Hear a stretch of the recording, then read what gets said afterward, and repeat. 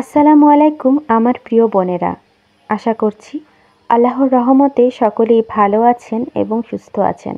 কিয়ামতের ভয়াবহতা নিয়ে আল্লাহ তাআলা বলেন, হে মানুষ, তোমরা তোমাদের রবকে ভয় করো।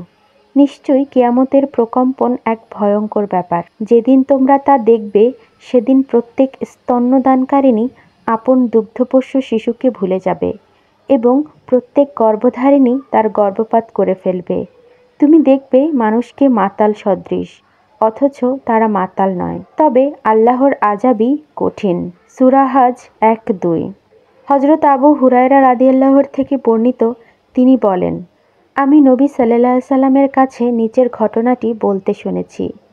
কিয়ামতের দিন সর্বপ্রথম যার বিচার করা হবে সে হচ্ছে এমন একজন যে শহীদ হয়েছিল। তাকে উপস্থিত করা হবে, আল্লাহ তার নিয়ামত রাশির কথা তাকে বলবেন।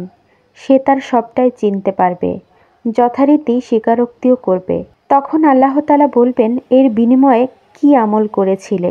সে বলবে, আমি আপনারই পথে যুদ্ধ করেছি, এমনকি শেষ পর্যন্ত শহীদ হয়েছি।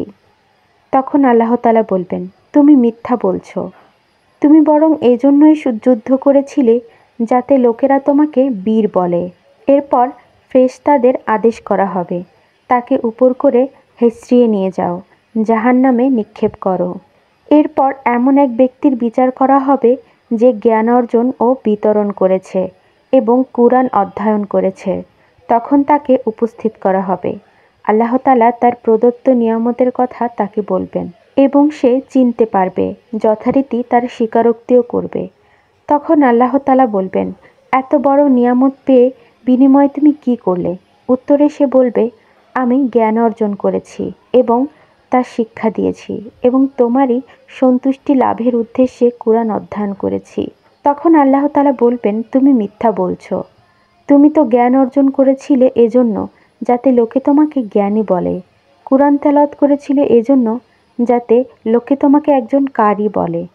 তারপর তাকেও উপর করে হেঁচড়িয়ে নিয়ে যাওয়া হবে এবং জাহান্নামে নিক্ষেপ করা হবে। এরপর এমন এক ব্যক্তির বিচার করা হবে যাকে আল্লাহ তাআলা সচ্ছলতা ও সর্ববিধ সম্পদ দান করেছেন। তাকে উপস্থিত করা হবে এবং তাকে প্রদত্ত নিয়ামতসমূহের কথা বলা হবে। সে তা চিনতে পারবেন, যথারীতি স্বীকারোক্তিও করবে। তখন আল্লাহ তাআলা বলবেন, এসব নিয়ামতের বিনিময়ে তুমি কি আমল করেছো?